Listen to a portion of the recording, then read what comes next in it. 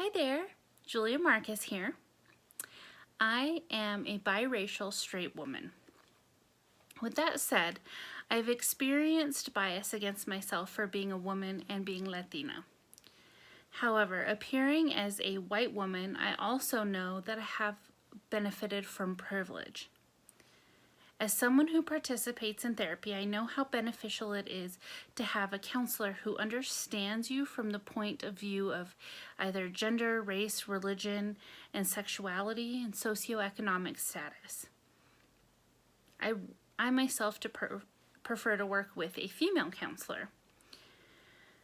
Our textbook defines cultural humility as assuming a posture that seems to understand and learn from another person's perspective.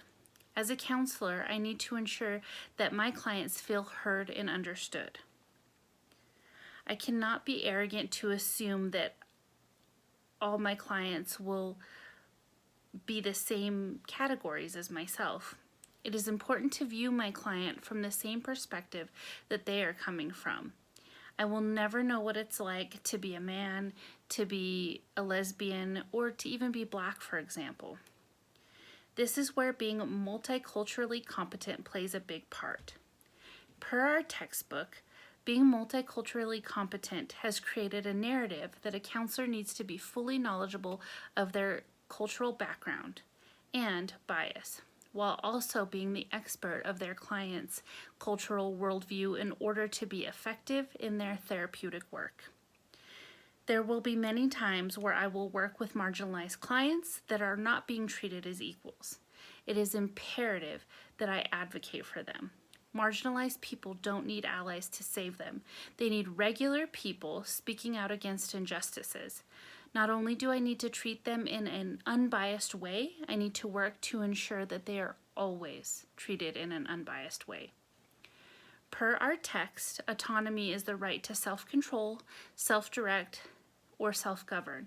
As an ethical principle, counselors must respect the rights of clients to choose their own thoughts, behaviors, and direction in life, which may be impacted by their race, gender, sexuality, and religion.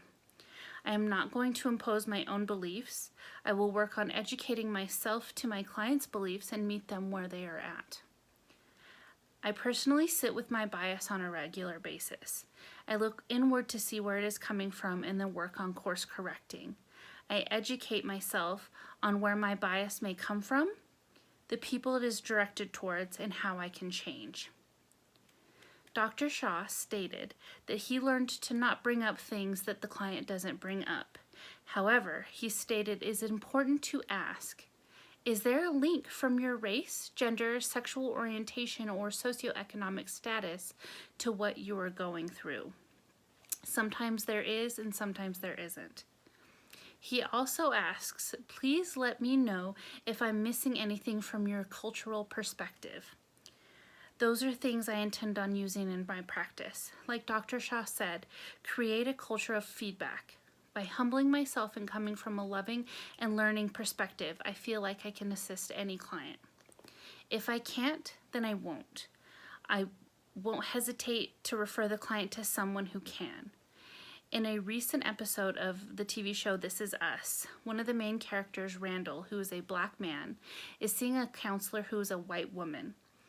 He didn't feel like she could relate to him, that she knew where he was coming from, so he advocated for himself, and he found a new counselor who was also a Black man.